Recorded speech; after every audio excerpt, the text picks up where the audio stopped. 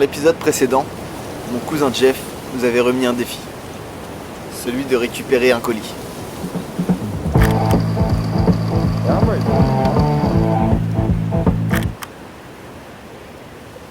Il était là, à flanc de colline. Et il était signé Shark et Segura.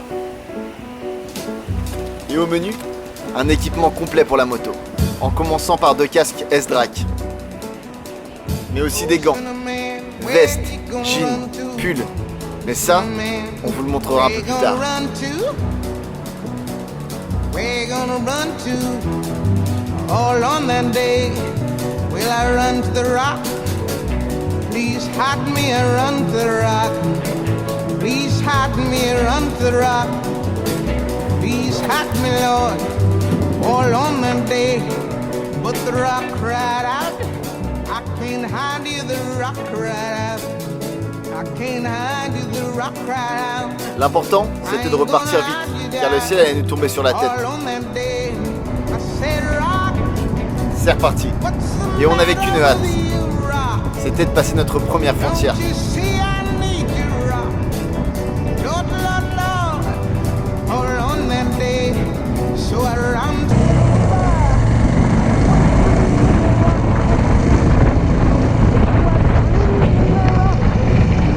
Elle était incroyable cette route. Donc on a décidé de longer la côte. Et vu que Saint-Tropez était sur notre route, on décide de s'arrêter 5 minutes pour contempler les lumières du soir.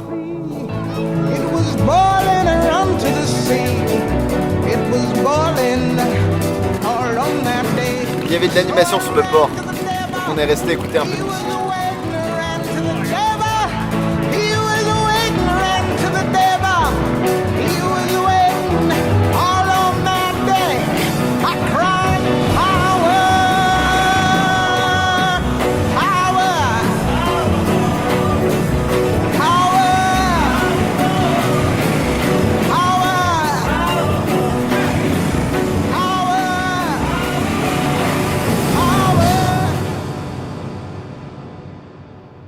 On est sur les hauteurs de Nice, et pour la première fois du voyage, on avait vraiment besoin d'une bonne nuit de sommeil.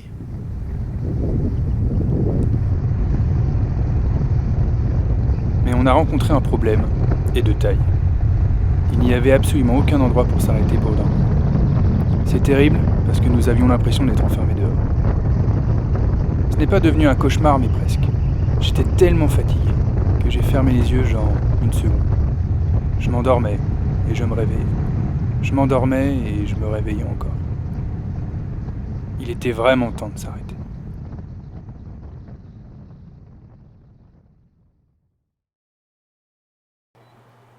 On n'était vraiment pas fiers de nous. On a pris des risques inutiles, et le pire dans tout ça, c'est que nous n'étions même pas reposés. On a trouvé un camping et sans faire de bruit, on a posé nos affaires. Il était 4h du matin, mais 4 heures plus tard, on était réveillés. Face au soleil, tu as beau te cacher dans ton duvet, c'est impossible de se rendormir. Complètement à la ramasse, comme un lendemain de soirée, mais sans la soirée. Sans vraiment nous en rendre compte, nous étions arrivés dans un petit village nommé Gorbio, une ancienne commanderie des Templiers, où vivent aujourd'hui 1500 âmes perchées à flanc de colline, dans les Alpes-Maritimes. On décide de se faire plaisir avec notre premier resto.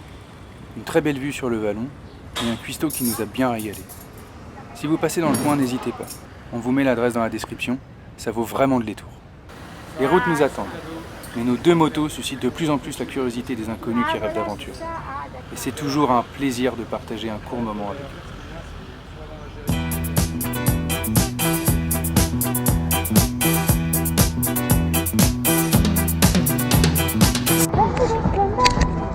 Ouais, t'inquiète. Ça a pas chargé l'autre jour?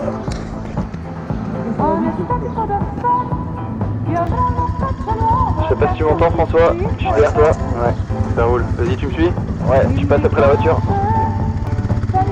C'est la première frontière, mon gars. On y va.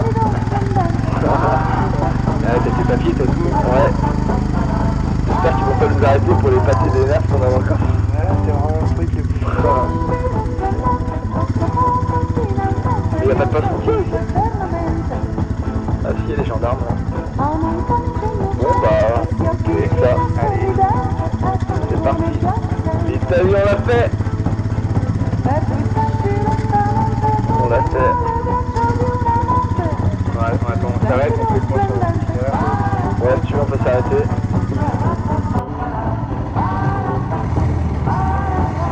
Tiens, tourne à gauche. Je vais à gauche, direction... Gênes. Ouais, on va direction Gênes, ouais. Tiens, suis-moi, François. Ça va être la première à gauche.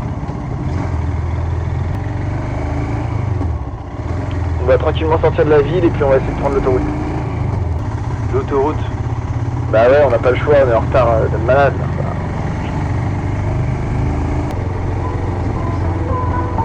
Je serais bien resté en Italie, mais là je crois qu'il va falloir qu'on fasse un petit détour par l'Autriche. Bon écoute, je te laisse, je vais mettre un peu de CDC dans les oreilles. Ok. Ouais François, on arrive au truc de péage, t'as une carte qui marche? Ouais, on est obligé de prendre direction Sirmione.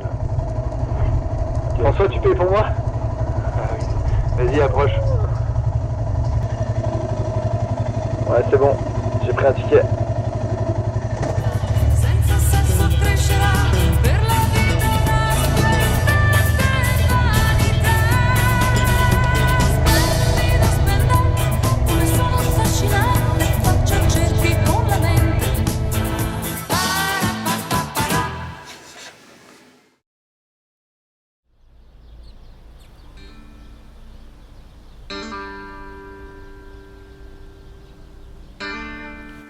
Début du 5e jour, presque demi-kilomètre au compteur, du soleil et une bonne nuit de sommeil. On décide de s'occuper un peu de nos deux royales. On sort le manuel d'entretien. Quoi, on n'a pas le droit? On aurait dû faire un stage un peu plus long chez Morbihan Moto, parce que les révisions qu'ils nous avaient fait avant le départ ont été faites aux petits oignons. Bref, on graisse la chaîne, on check les pneus, le niveau d'huile, on resserre les boulons, on durcit les suspensions car on était quand même bien chargés. Bon, on n'est pas les rois de la mécanique, mais on va s'en sortir. On remonte sur des motos et direction le lac de Garde.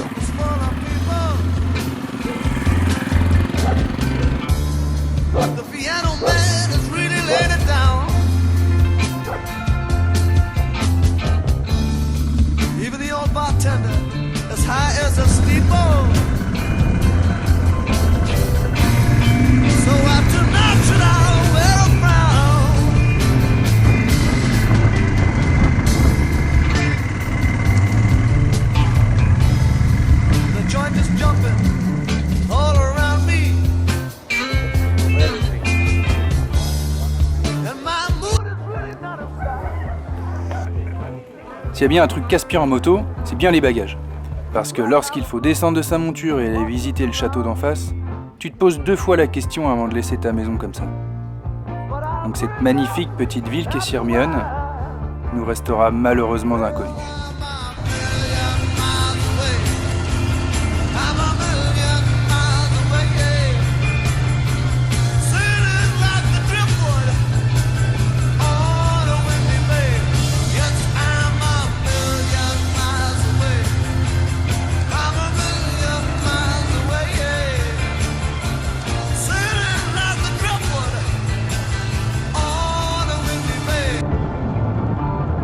On était motivés plus que jamais à rejoindre la Slovénie, en contournant le Triglav par le nord et en franchissant la frontière autrichienne, ce qui nous permettait de comptabiliser un pays de plus à notre périple.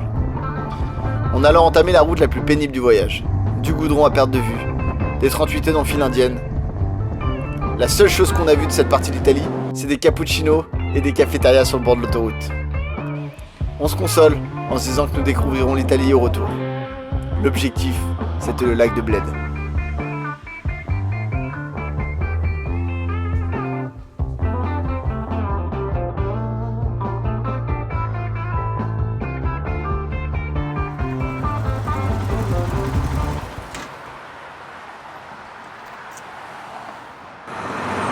Allez, encore 1 heure.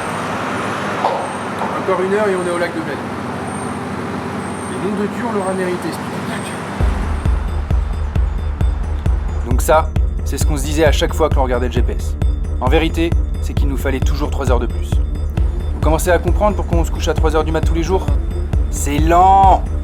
C'est pour ça que vers 20h, tous les jours, on a pris l'habitude de se préparer pour un long rail de nuit. Petite doudoune ? La petite doudoune de chez Segura ? On s'équipe avec nos pulls, nos combis de pluie, on remet les mentonnières, un peu de gasoil, et c'était reparti. On en parlait au premier épisode, mais parfois, tu te sens possédé par la route. Tous ces feux, toutes ces lumières, tu es sur un rail et tu roules sans limite.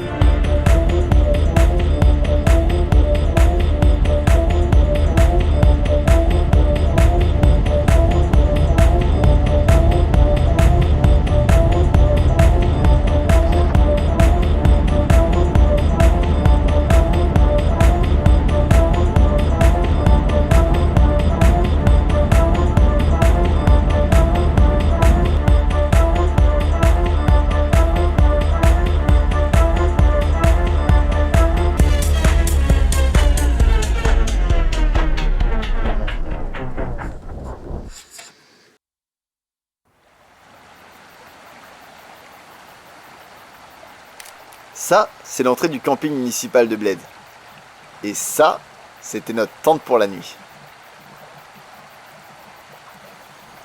Pour ceux qui ont suivi le début de l'aventure, il y a une raison pour laquelle on est parti sans tente. Et cette raison, elle est en train d'être gonflée. Dans le délire de notre voyage pour nos 30 ans, n'oublions pas que nous devions également réaliser quelques petits défis. Et la raison pour laquelle nous sommes coltinés un énorme bateau gonflable pendant tout le voyage, c'est que l'un de nos défis était de pêcher un poisson. Mais ça, je vais laisser François le faire.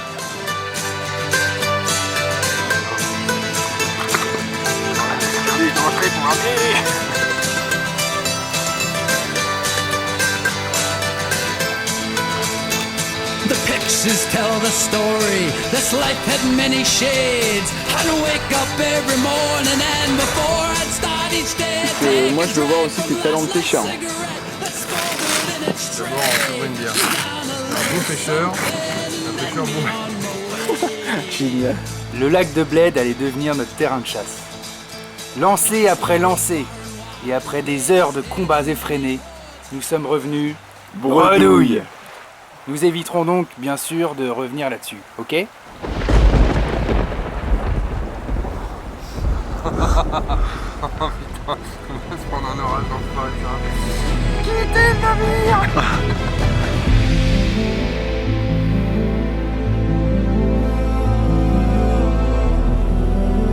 Le défi n'était pas clôturé, mais l'épisode oui. Bref, on s'est quand même bien marré sur notre embarcation de misère. On a fait une vraie pause dans un univers proche de l'imagination de Tolkien. On était refaits et requinqués pour reprendre notre voyage de plus belle. N'hésitez pas à vous abonner. La suite au prochain épisode.